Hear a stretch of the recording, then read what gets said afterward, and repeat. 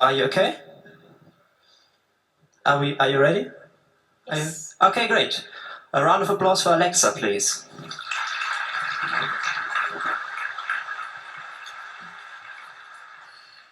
Hi, it's a real honor to be here today. Having spent the last 3 years witnessing, documenting, and reporting on the secret prosecution of Chelsea Manning, I feel I have a great responsibility to impart to the public the facts and circumstances of her unprecedented trial. Manning was tried by court-martial at Fort Meade, Maryland, home of the NSA, on 22 offenses, including aiding the enemy, espionage, exceeding authorized access, stealing U.S. government property, wanton publication, and failures to obey lawful general regulations. She was later found guilty of 20 of those offenses and sentenced to 35 years in prison. The trial record totals about 45,000 pages, believed to be the longest in U.S. military law. Yet 18 months into the legal proceeding, the public was still forbidden access to more than 30,000 pages of court filings and rulings. During the pretrial, military prosecutors often waived oral arguments in open court, or at trial moved the court to conduct its business in closed sessions, further concealing their case from public scrutiny. Military prosecutors even used my website to justify the closure of the test run witness to instruct the court on how it would handle classified testimony at trial. I recently discovered this in the recent documents that were released by the Military District of Washington. By the way, this DSS agent's name is Ronald Rock. On the first day of her trial on the charges, the public did not even have an official copy of Manning's formal plea to 10 lesser included offenses, one of which included different dates than those alleged by military prosecutors at trial. I will explain to you later why this was very important. The failure to allow contemporaneous access to court documents caused irrevocable harm to the public's right to understand and scrutinize the conduct, case law, arguments, and opinions of both trial and defense counsel and the presiding military judge. Even with unofficial transcripts provided to the public by the Freedom of the Press Foundation or myself, most of the critical evidence at trial is still hidden under black redactions or in 200 unreleased court exhibits. For those who apathetically condemn Manning to her fate because she was a low-level soldier in the U.S. military, I remind you that the charge of aiding the enemy is one of 2 punitive articles under the Uniform Code of Military Justice that applies to any person, and not just military personnel. This fact alone is all the more reason the public had a right to access to court documents. While the presiding military judge, Colonel Delise Lind, acquitted Manning of aiding the enemy, for which she faced life in prison, she rejected 2 defense motions to dismiss the charge altogether. Manning's prosecution for aiding the enemy set a chilling precedent for future whistleblowers and journalists who write about national security issues. According to defense witness Yochai Benkler, Professor Yochai Benkler of the Berkman Center for Internet and Society at Harvard Law School, Lind's failure to dismiss the aiding the enemy charge established a broad legal precedent. When Lind asked the prosecution if it would have acted the same way had the organization in question been the New York Times and rather than WikiLeaks, the prosecution replied, "Yes, ma'am." Leaking classified documents to newspapers can by itself be legally sufficient to constitute the offense of aiding the enemy, if the leaker was sophisticated enough about intelligence and how the enemy uses the internet, Benkler said. In other words, all a prosecutor will have to use in any future legal case against a national security whistleblower is that the accused knew the enemy or foreign adversary of the United States used the media organization's platform to collect intelligence. The impact of that not guilty ruling for Manning for aiding the enemy is somewhat negligible because in pronouncing Manning guilty on 20 other accounts, including 6 Espionage Act offenses and 1 Computer Fraud and Abuse Act offense, she condemned Manning to 35 years in prison. And by doing so, she rubber-stamped the Obama administration's inquisition of the press and its sources. Lynn ruled that Manning's motive and the lack of actual damage from the disclosures was not relevant at trial. Such evidence, then, could not be used to mitigate the accusation drawn from the language of the Espionage Act and the Computer Fraud and Abuse Act that Manning had, quote, reason to believe such information could be used to the injury of the United States and to the advantage of any foreign nation.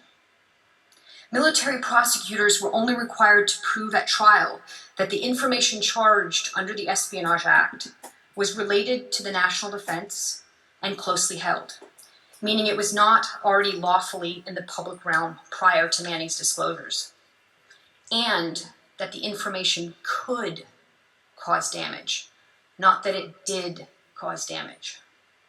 Military prosecutors called witnesses, they're called original classification authorities, at trial from each of the victimized agencies to testify. These witnesses, all of which who were lifelong federal employees or defense contractors, testified that the charged information was properly classified at the time of its release and that its disclosure could cause damage, not that it did cause damage. Manning's civilian defense attorney David Coombs argued that the OCAs, the original classification authorities, and their classification reviews failed to cite specific examples within the charged documents that could actually cause damage. Instead, he said they used generalities and buzzwords. So again, Manning was convicted on a probable harm standard, not actual harm, and she was sentenced to 35 years in prison on expected risk and not actual damage. The fact that most of the charged documents were legally classified and still are legally classified, despite a defense request to declassify them for trial, prevented Manning's lawyers from citing them openly in court. It also limited the defense's abilities to call witnesses, since any potential witness was required to have a security clearance to handle the classified but publicly available information. Although Manning disclosed approximately 725,647 documents,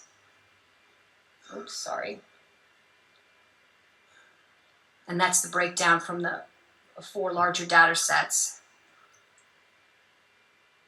plus 18 documents, or approximately 18 documents from smaller releases, which total 725,647 documents.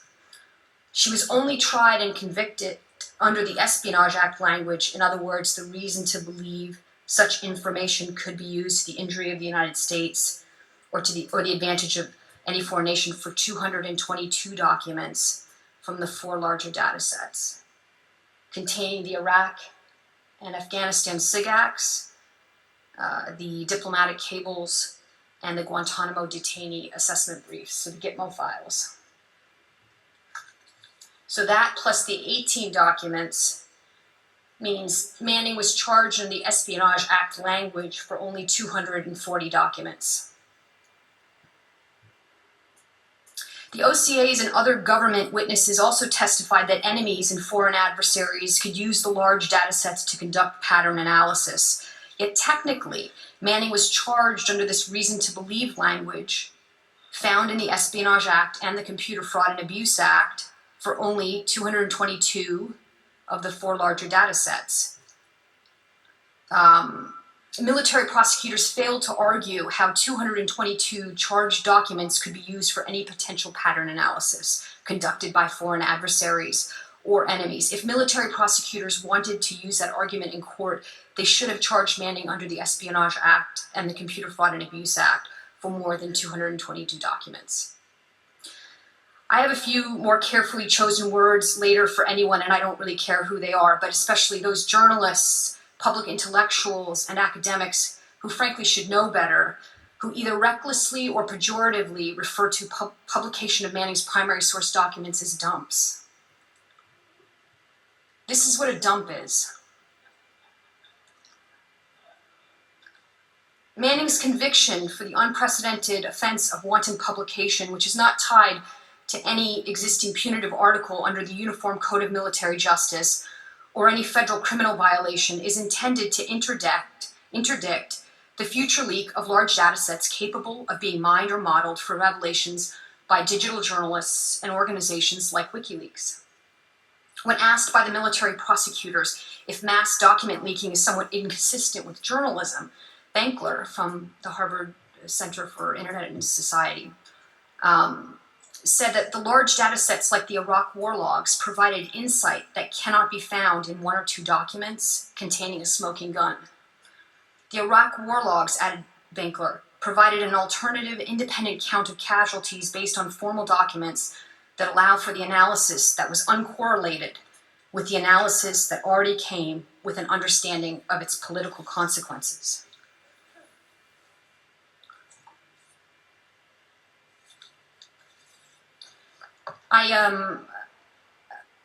The documents also contain the lives of human beings, valuable information about the detainees of America's war on terror, the children and the human beings that have been slaughtered by America's wars.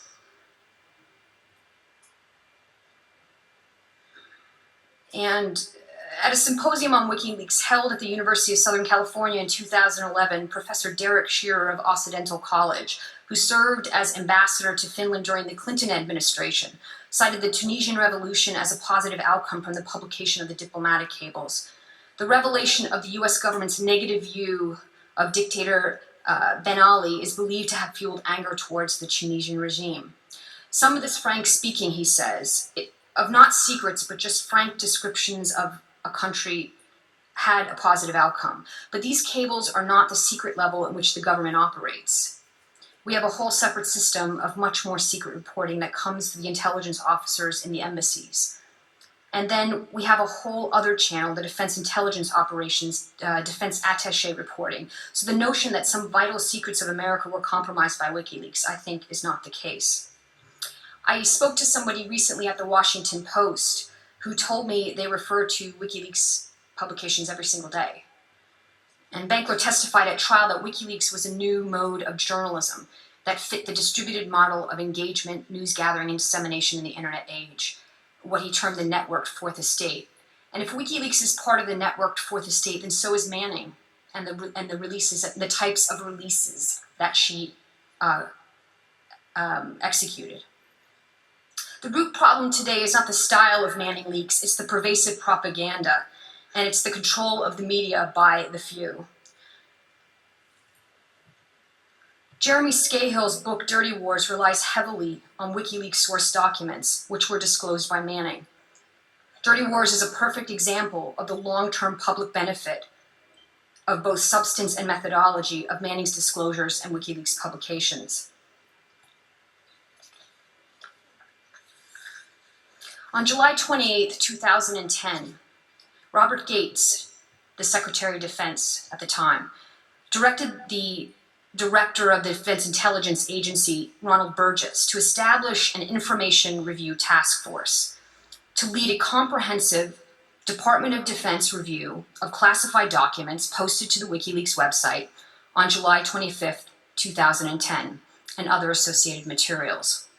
Gates directed the IRTF to complete a report containing any released information with immediate force protection implications, any released information concerning allies or coalition partners that may negatively impact foreign policy, any military plans, any intelligence reporting, any released information concerning intelligence sources and methods, any information on civilian casualties not previously released, any derogatory comments regarding Afghan culture or Islam, any related data that might also have been released to WikiLeaks but not yet posted. The task force led by counterintelligence expert Brigadier General Robert Carr was made up of 80 to 125 people, including intelligence analysts and counterintelligence experts from the DIA, Pacific Command, Central Command, the Undersecretary of Defense for Intelligence, which is responsible for managing the ongoing Department of Defense investigation of WikiLeaks. Other interagency partners included the FBI and the Army Criminal Investigation Command. Carr eventually testified for the prosecution during the sentencing portion of Manning's court-martial in a closed session or by classified stipulation.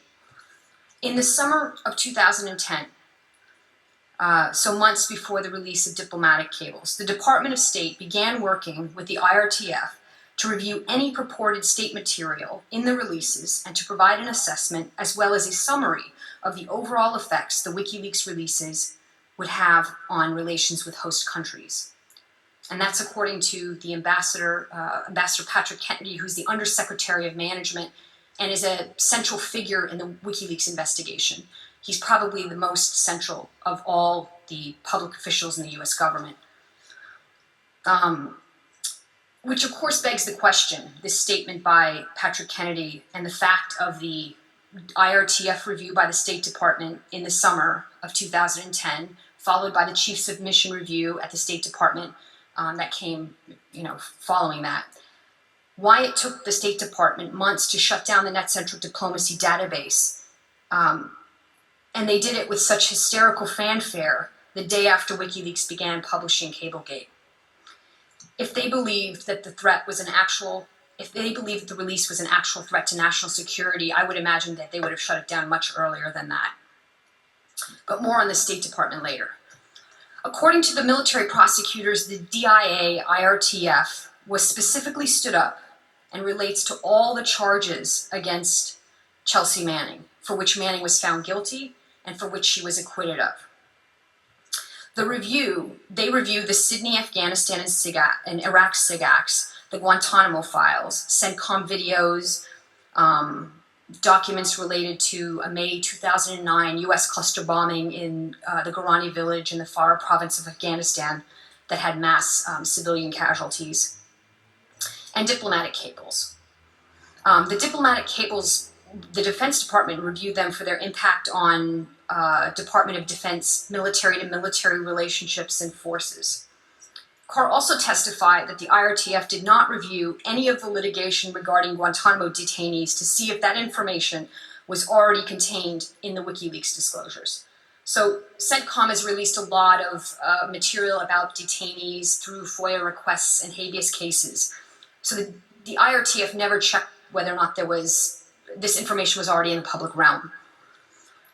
In the summer of 2010, Gates wrote a letter to the chair of the Senate Armed Services Committee, Senator Carl Levin, stating that the initial assessment of the IRTF in no way discounted the risk to national security.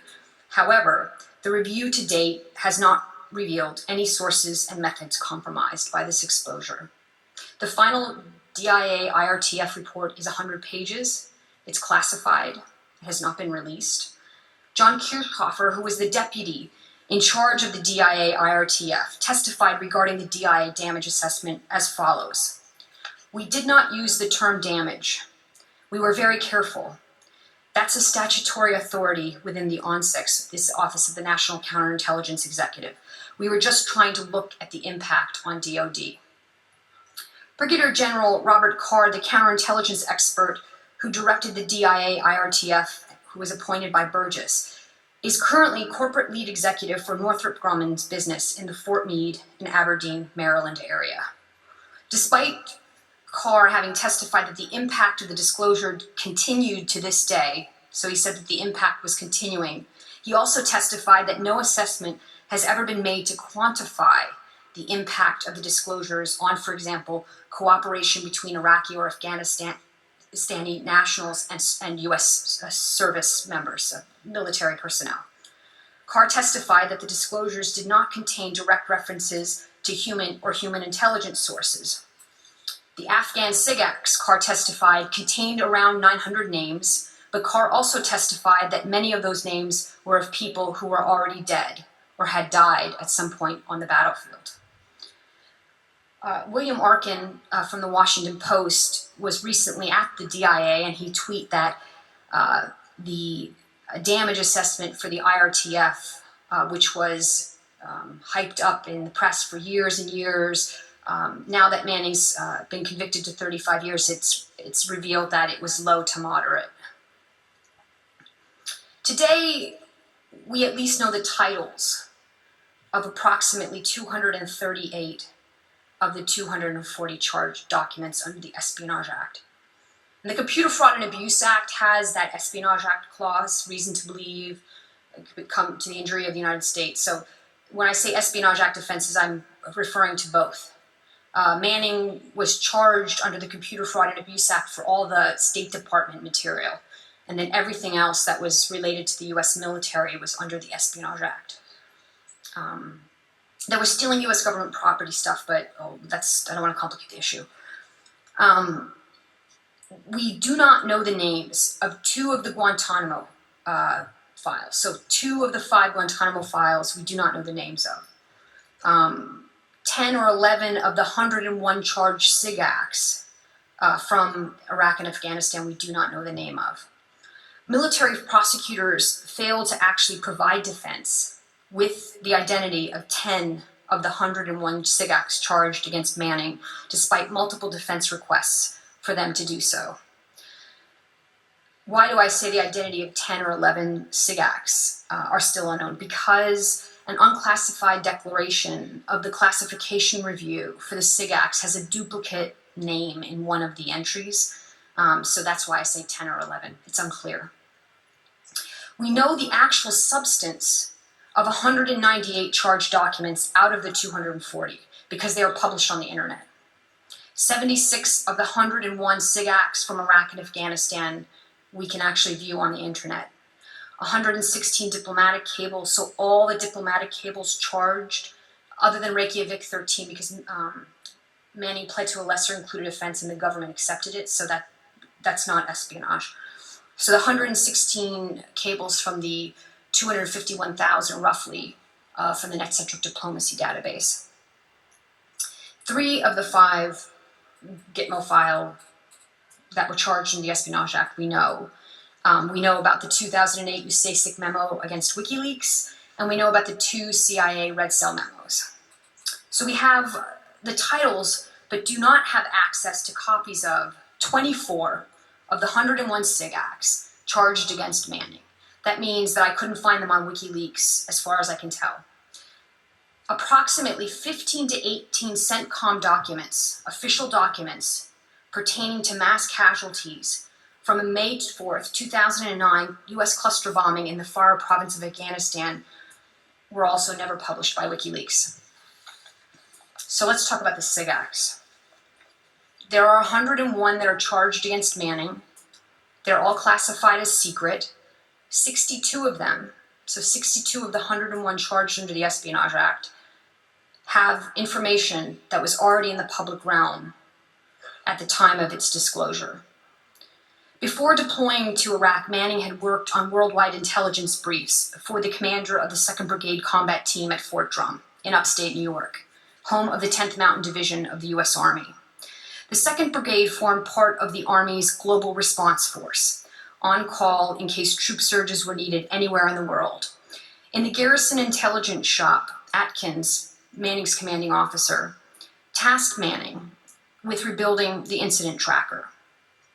This required Manning to back up hundreds of thousands of military field reports called Significant Activity, or Sigacts, from the wars in Afghanistan, where the 2nd Brigade was expected to deploy.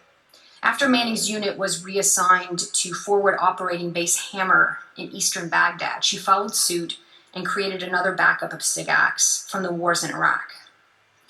The backups were made on read-writable CDs and stored in the intelligence shop's shared conference room at Fob Hammer.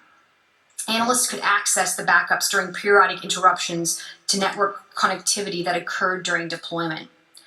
Sigacts are normally housed on U.S. Central Command's database called the Combined Information Data Network Exchange, or CIDNE, which is accessible on a Department of Defense classified network called CIPRNet.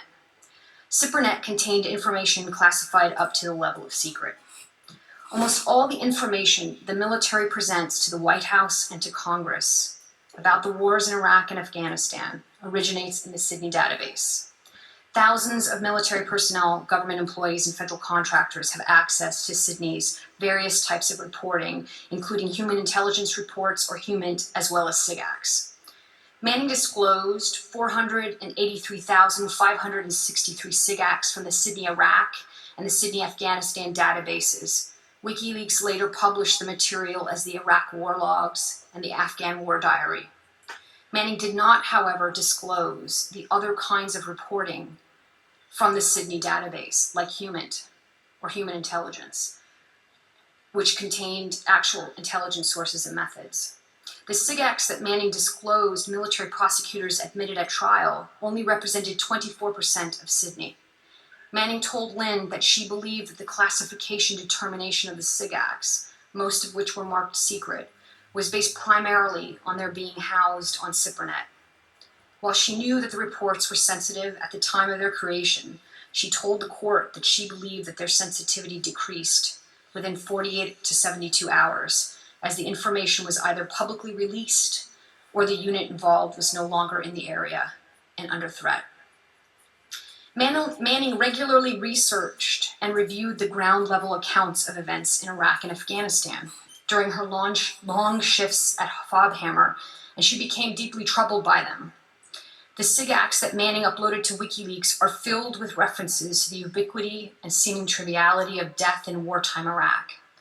At her trial, Manning said that she released the Sigacts because she believed that a detailed analysis of data over a long period of time by different sectors of society might cause society to reevaluate the need or even the desire to engage in counterterrorism and counterinsurgency operations that ignore the complex dynamics of people living in the affected environment each day. She further testified, in attempting to conduct counterterrorism, or CT, and counterinsurgency coin operations, we became obsessed with capturing and killing human targets on lists and not being suspicious of and avoiding cooperation with our host nation partners, and ignoring the second and third order effects of accomplishing short-term goals and missions. I believe that if the general public, especially the American public, had access to the information contained within Sydney, Iraq, and Sydney, Afghanistan, this could spark a domestic debate on the role of the military and our foreign policy in general as it related to Iraq and Afghanistan. Manning removed the read-writable CD backups from the conference room. In her containerized housing unit, she transferred the files to an SD card and transported them home on her mid-tour leave. Prior to uploading the material to WikiLeaks, she called the Washington Post. She spoke with a reporter who expressed skepticism about Manning's claims and said she would have to check with the Post's senior editors. Manning then called the telephone number for the public editor at the New York Times and left him a voicemail. I actually just found out which position at the Washington Post actually got the call from Manning. But in all, Manning downloaded documents between February and April in 2010 and uploaded them to WikiLeaks at various times in the same period, both during her mid-tour leave and while at Fobhammer. Okay. The titles of 37 Sigacts are contained in an unclassified declaration concerning the unreleased classification review. Those 37 Sigacts charged against Manning cover a period from October 2006 to November 2009. The identity of 32 of the charged Afghan Sigacts are available on the internet. Most of them, at least 15 of them, concern IED explosions for the years 2008 and 2009. Incidentally, 20 of the Sigacts charged against Manning for Iraq also concern IED explosions. It's probably the largest category of the 101 where we have access to 90 of the Sigacts, the names, and I would know where they are. So 20 of those pertain to IEDs.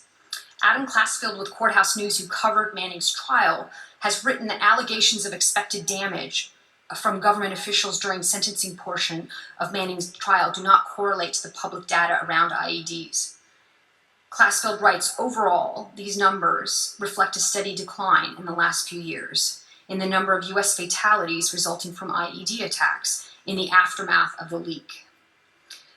Though injuries rose slightly in 2011, they dropped to nearly half a year later.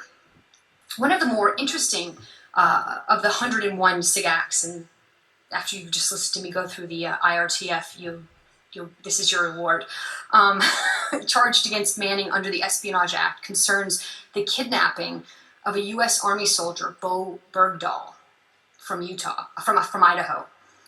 Bergdahl is allegedly still in the custody of his captors. So one of the Sigacts, of the 101 Sigacts, concerned the kidnapping of a U.S. soldier who is still in custody.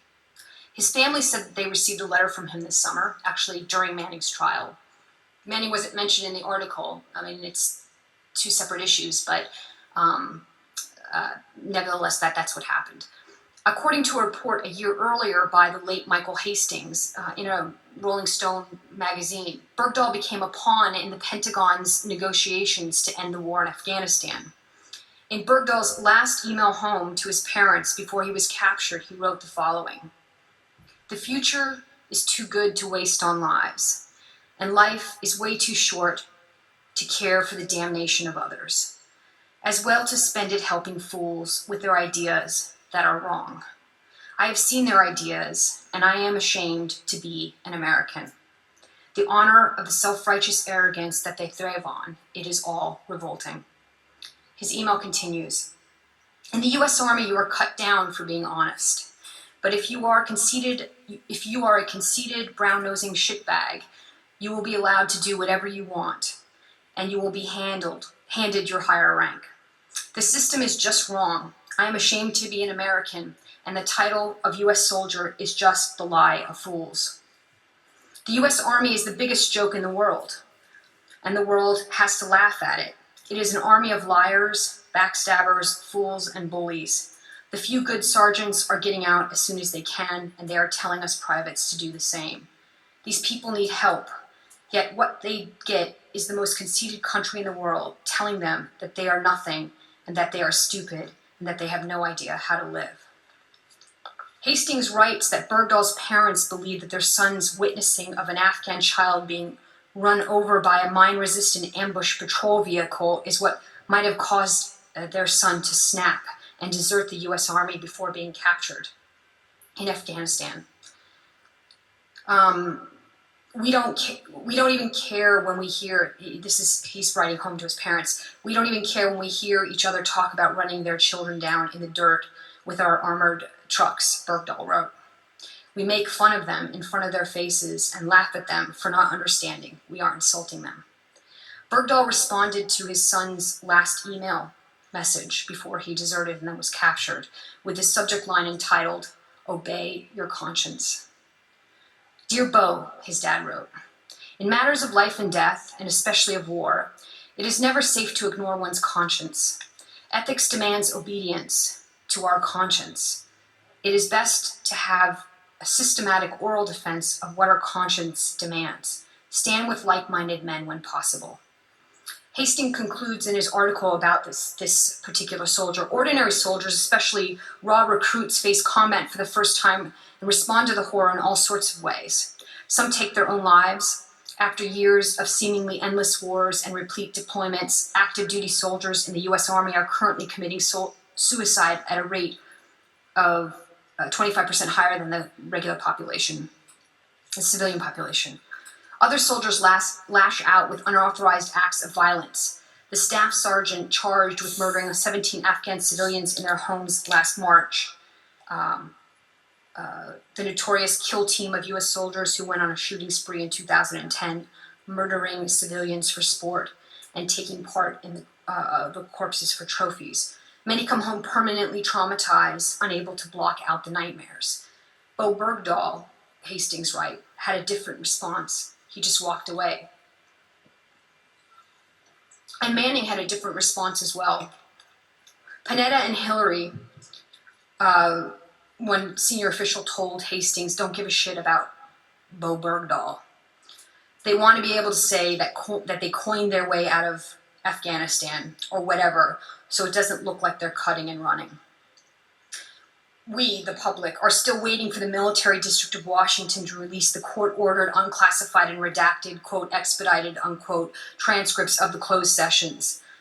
A similar problem arises when military prosecutors and their witnesses argue at trial and during the sentencing phase that the information Manning disclosed could potentially be used in future propaganda efforts by the enemies of the United States.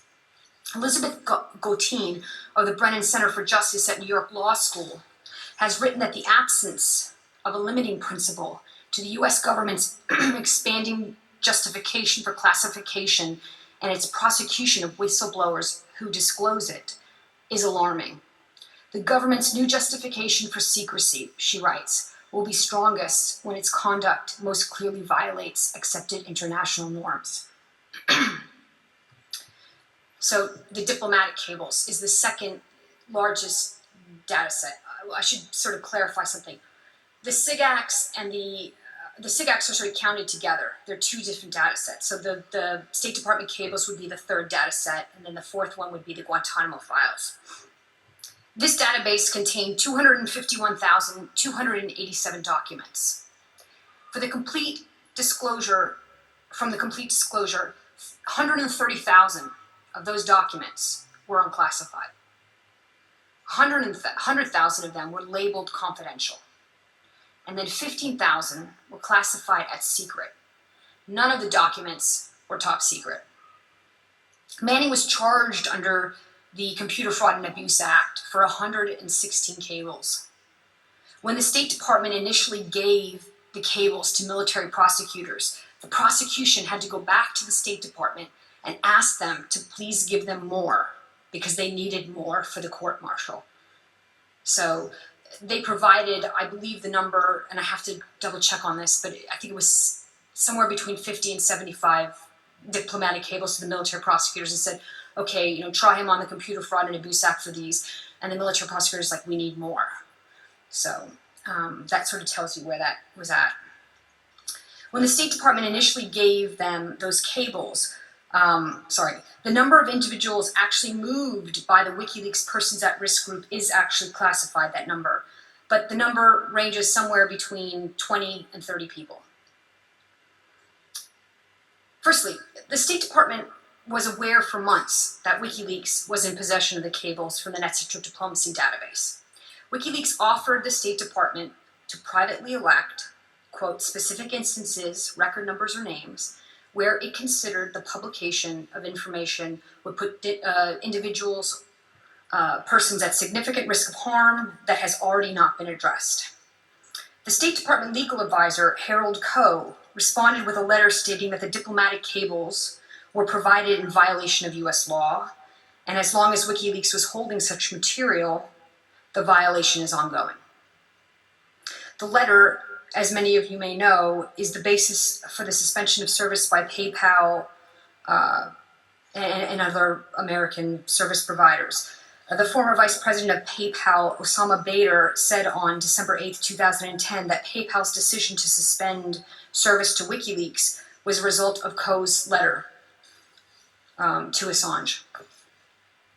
Bader described the letter as stating that WikiLeaks activities were deemed illegal by the United States. In September 2011, the AP conducted an unofficial review of the State Department cables published by WikiLeaks. The AP found several of them comfortable with their names out in the open and no one fearing death. Others already dead, their names cited as sensitive in the context of long resolved conflicts or situations. Some have publicly written or testified at hearings about the supposedly confidential information that they provided to the US government. The AP also reported that the total damage appeared limited and that the State Department had steadfastly refused to describe any situation in which they felt a source's life was at danger. Some have they said a handful of people had to be relocated away from danger, but won't provide any details on who those few cases are. One cable charged against Manning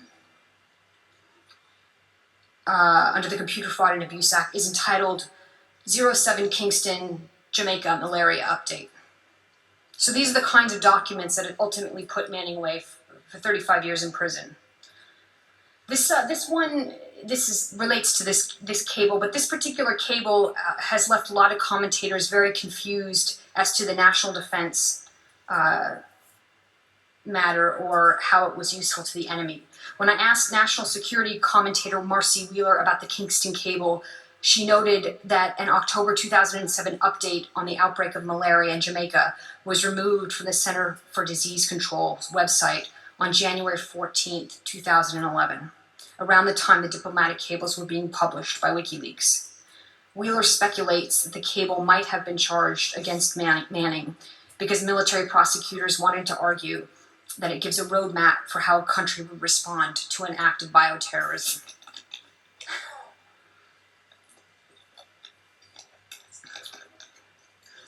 Military prosecutors called witnesses to testify that the leaks affected diplomatic reporting and relationships with foreign governments. Manning's defense maintained that any impact on bilateral relations was short-term and temporary. Reuters reported that government reviews of the release of diplomatic cables caused only, quote, limited damage to U.S. interests abroad, despite the Obama administration's public statements to the contrary, unquote. A congressional aide briefed by the State Department was quoted saying the revelations were, quote, embarrassing but not damaging, unquote. The quote continues, Obama administration felt compelled to say publicly that the revelations had seriously damaged American interests in order to bolster legal efforts to shut down WikiLeaks' website and to bring charges against the leakers. Okay, so now we're going to talk about the Guantanamo Files. The worst of the worst. I mean, brilliant American intelligence leaked out onto the internet. I don't know what we're going to do, but the Southcom database contains 779 detainee assessment briefs called the Gitmo Files. But they're memoranda from JTF Gitmo, and Manning was charged under the Espionage Act for 5 of them, so out of the 779. We know that 3 of them are the Tipton 3, there are 3 British citizens from Tipton, England, who were held at Guantanamo for 2 years and then released without trial or charges. They are Shafiq Rasool, Rual Ahmed, and Asif Iqbal. Some of you may remember how a former Gitmo guard in Iraq vet named Brandon Neely flew to the UK in January 2010 to make amends to Ahmed and Rasool. Some of you may also remember that they've made films of anti-Guantanamo Bay documentaries. Well, the US government considers all 3 of them terrorist recidivists because they are former detainees involved in anti-American propaganda or criticism. So now we go to the FARA documents. We don't have access to these documents. They were never published, but they all concern the mass casualties and the US government and the military's policy for dealing with those mass casualties that related from 3 strikes. These documents pertain specifically to the Guarani airstrike, which is separate from the charge related to the Guarani airstrike video, which Manning was found not guilty of. We know their names, and it's interesting because just September 2013, 2 months ago, The Nation published an article about some of these documents that had been released after Manning was convicted. And the rationale, so all of these documents that Manning released here will show you, according to this Nation article, although they don't really tie it to Manning, exactly why the US government established the 2 fragos and how these 2 fragos were causing major divisions within the military because people weren't following them and they weren't stopping the hemorrhaging of mass casualties by US cluster bombing in Afghanistan at the time. So there's a rationale to this leak for Manning. I want to talk to you about the Guarani airstrike. These documents relate, this is a burn victim from the Guarani airstrike. So this picture relates both the Guarani airstrike video, which Manning was found not guilty of, and then the documents which she was found guilty of. The interesting thing about the Guarani airstrike is that the government wanted to allege that Manning had disclosed it basically in November, trying to push the the date as close to the time that Manning arrived in Iraq. Remember when I talked about earlier that Manning pled to different dates? A major part of the drama of the trial was the fact that Manning said, no, I leaked these documents and the videos in April. The reason why government prosecutors, they didn't have the forensic evidence and Manning was found not guilty, is because the Guantanamo airstrike video ties to the U.S. grand jury investigating WikiLeaks and 7 civilians that is continuing today. So I just want to quickly go through. Actually, the grand jury started before many people allege and the press alleges. It was actually up and operational in September 2010 as this email that was recently released by military prosecutors details.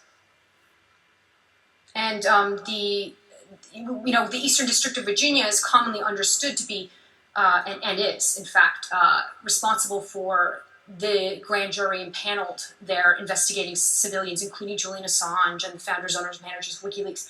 But the investigation also goes into the Southern District of New York. And this document that was recently released details. These attachments, we don't have the attachments, and if you see the whole document, it's just black, completely blacked out. But these are actually more seal orders for other EC, electronic communication orders, if you look under attachments that relate to the grand jury. So, the Twitter is an EC, Twitter 2703D, Jacob Abam, Brigitte, Johnstad, these are more of them. And here are some more, and some search warrants too. This is the classified, weirdly enough, the Manning Lamo chat logs are actually classified, if you can actually believe it. So one thing that we don't have access to in the court, no, I'm just joking.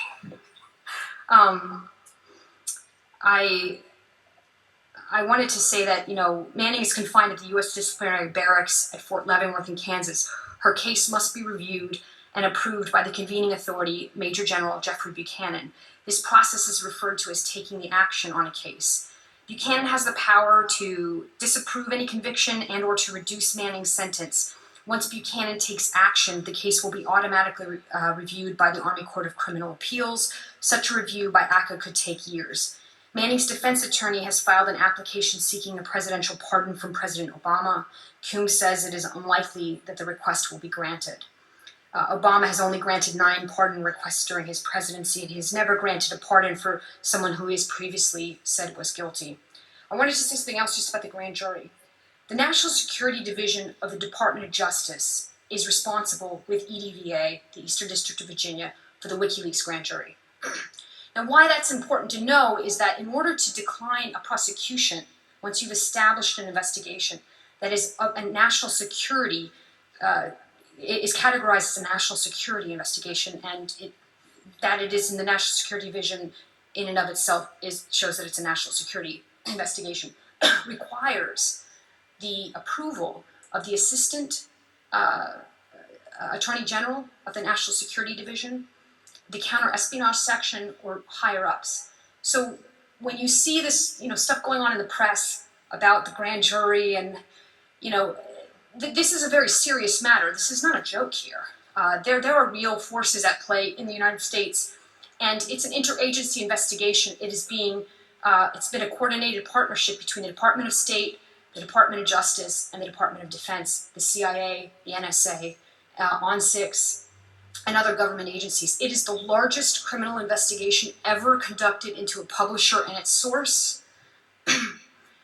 It presents a tremendous danger to democracy and the rule of law, that it's being allowed to continue, and that members of the press and the public are in this gossip fest about it.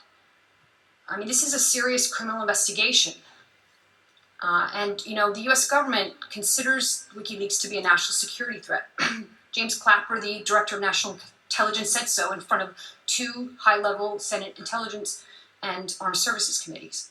So I just wanted to end with saying that I think that Manning's story is fundamentally like the greatest war story of our generation. It's our All Quiet on the Western Front. I am young, I am 20 years old, yet I know nothing of life but despair, death, fear, and fatuous superficiality cast over an abyss of sorrow. I see how peoples are set against one another and in silence, unknowingly, foolishly, obediently, innocently slay one another. It is our thin red line. Maybe all men got one big soul, everybody's a part of it. All faces are the same man. And it is our catch-22. It was miraculous. It was almost no trick at all. He saw, turned vice into virtue, and slander into truth, impotence into abstinence, arrogance into humility, plunder into philanthropy, thievery into honor, arrogance into humility,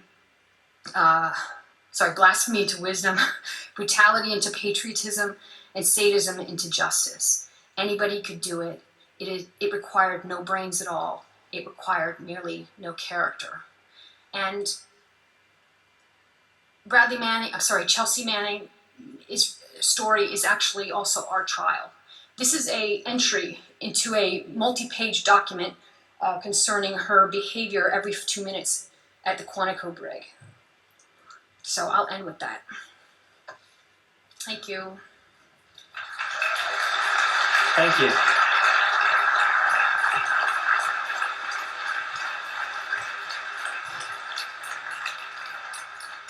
We now have 8 minutes for Q&A, so if you have a question, there are 4 mics, 2 there and 2 there, and you can also go on the ISC or probably on Twitter. So we'll just go ahead and start with you, number 1. Hello. First off, I want to say thank you for being at the Manning trial when other journalists weren't.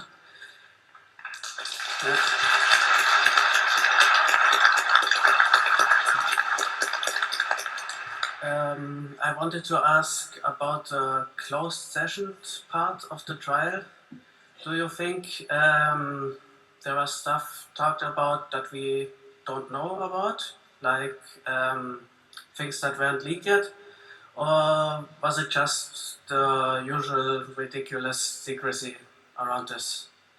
I suspect it's the usual secrecy around us that, is pretty part and parcel with the U.S. government right now. Defense has said that nothing was said in the session that caused them any alarm, that it was all just generalities and buzzwords like IED explosions, but they never really talked about how it actually caused damage. Number 2, please. So, hi, thanks for your talk. It was really great. And thanks for the work that you're doing. You're the only journalist in the whole world that's actually covering this in depth. I had one correction and one question. Okay. So the correction is that WikiLeaks is not a national security threat. We're a national security promise.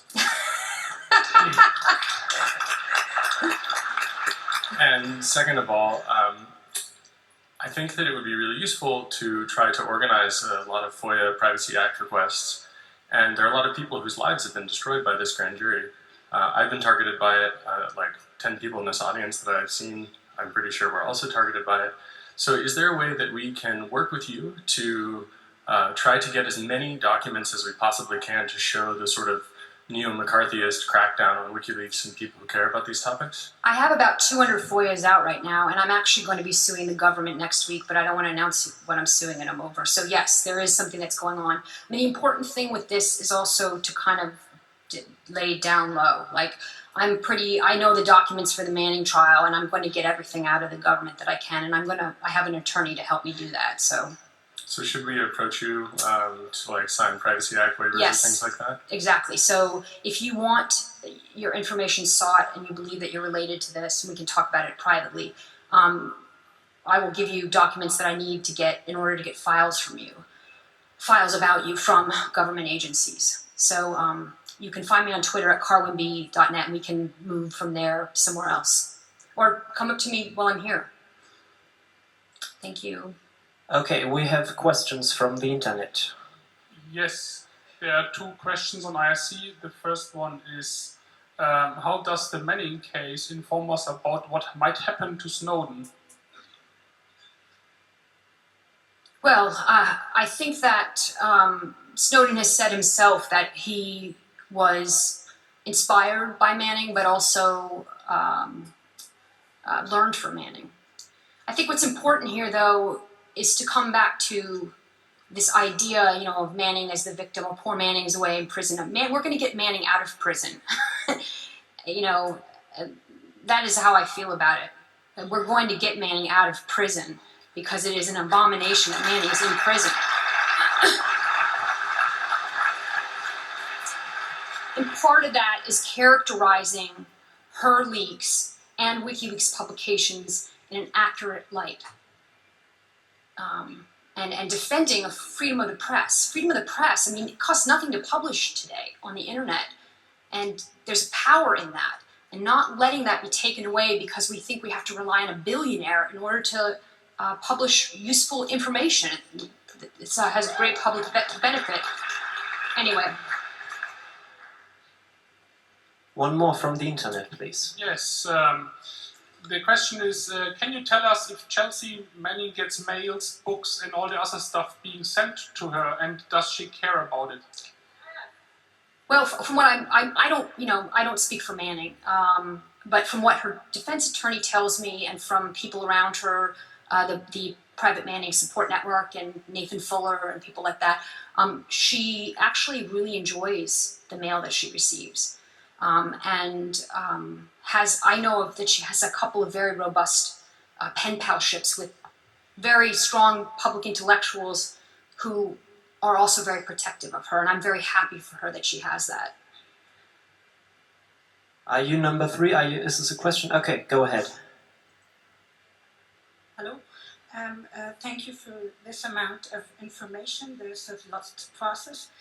And I was wondering the whole time about what's happening on the American street after Snowden and after Manning, because actually we don't get a lot if something is changing. And I would be curious also to know whether there is some movement on the street. So, if things happens like what happened to Manning, and people still relate to that kind of political systems and to this kind of institution, then there is actually a need to change that. And my question is there a slight change on the American street, or is that a long shot? The way I look at Manning's leaks and the power of Manning's leaks, the reason why I'm very protective of her personally, is she leaked documents about people who don't have a vote, who are victims of America's wars, who are faceless and nameless and nothings. And to me, that is the power of that publication. So is American conscious of Manning's leaks? Weirdly enough, I think that the Hollywood movies have sort of come sideways and influenced people. They're aware of Manning in the context of a Hollywood narrative. I don't know if they're aware of the spirit of her leaks and her actions. I can't say. Yeah. Okay. Okay, thank you. We're out of time, so please give Alexa another round of applause.